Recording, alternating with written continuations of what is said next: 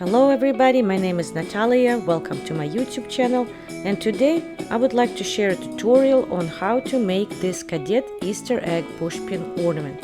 I will list all the materials which are needed for this project on the screen. You can pause and take a better look at it. Of course, you can use different materials and you can improvise, or you can go to my store and pick up this kit, which will include everything for this one particular project. I do not think it's a hard project, however, do set aside about 4 or 5 hours, because it is quite a bit of work. I start by applying velvet ribbon which runs in the front of the ornament. I secure each end with 2 pins on top and bottom. The next step is to find position where our cameo will be. It sits slightly below the middle of the ornament. At the same time, we can secure one end of our middle piece of the trim. Now let's move to the top and pin one piece which will divide our egg into 2 parts. Secure everything in place, trim, and make sure there is no bulk on the top. Time to embellish the back of our ornament, and on the bottom the trim creates this V shape. I do not cut it, and we secure everything with more dressmaker pins. Now let's wrap our silver trim all the way around the middle of the egg, and this is time to start securing key intersections with dressmaker pins with some seed beads. So the red seed beads go around the trim, which divides our egg into half, and the blue seed beads go in the back. Here I try to put one pin through 2 loops at the same time on the bottom of this V shape.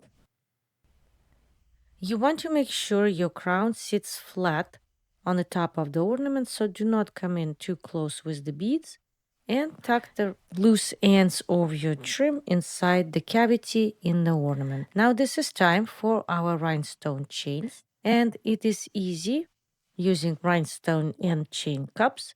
Close the flaps around the rhinestone. The loops of the rhinestone chain and cups sit right under the crown.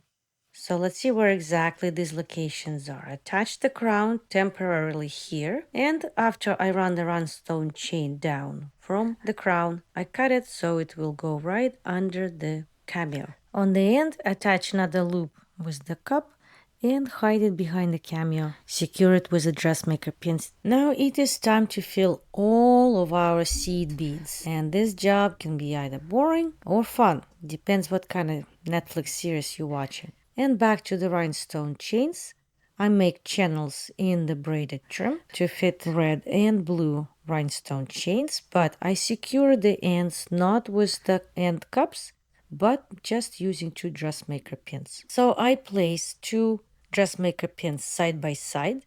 So the first one goes right between 2 rhinestones like so, and the other one goes right beside it, and this holds the ends of the chain quite well. And here we come to the V shape on the bottom, and do not cut the chain, just turn it around and secure with as many pins as you need.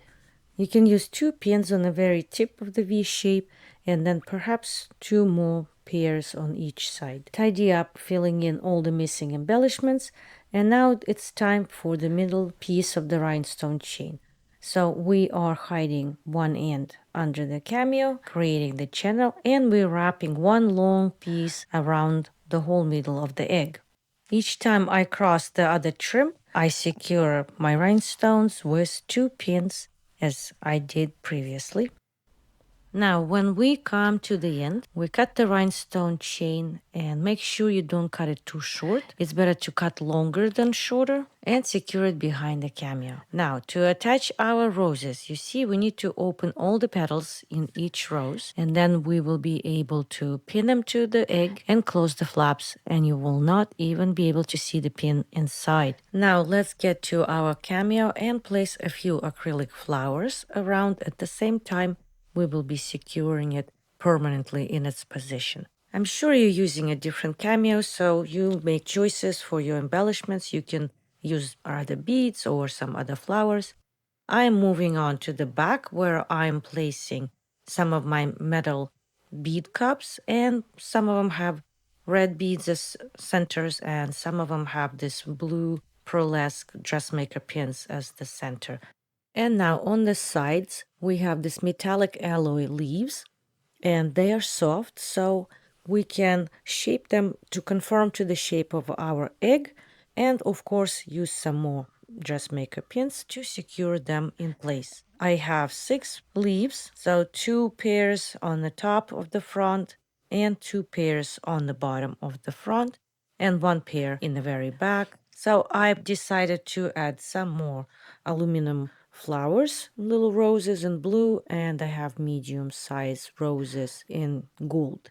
But you have, of course, choice of your own embellishments. Here I found that my leaves were slightly too long, and I just simply cut them. I cut them because I didn't want them to overlap on the top or the bottom of my ornament. And I kept adding some more aluminum roses, a couple of rhinestones, and of course, as with all of my projects, I cannot stop embellishing, so I kept adding a few roses here and a few roses there. This is entirely up to you. Now, I attached the hanging chain using a couple more dressmaker pins and secure the crown by placing pins with 3 crystal beads on a long pearl-headed dressmaker pin and place them outwards so the crown cannot slip off the top of the egg. And in the front, I, of course, added a few more metallic bead cups, and I placed them strategically, pinching my crown between the crystal beads and the flowers, and this way the crown will definitely stay put, hopefully forever. Now press your pins in, make sure nothing is wiggling around, everything is secure. I do not use glue, but if you are so inclined, be careful. But here we are. This is the end of our project for today. I hope you enjoyed it. Hit the like button, subscribe. Bye-bye for now.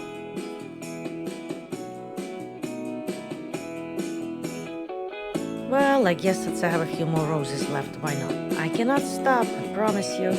But okay, I'll let you go. Bye-bye for now again.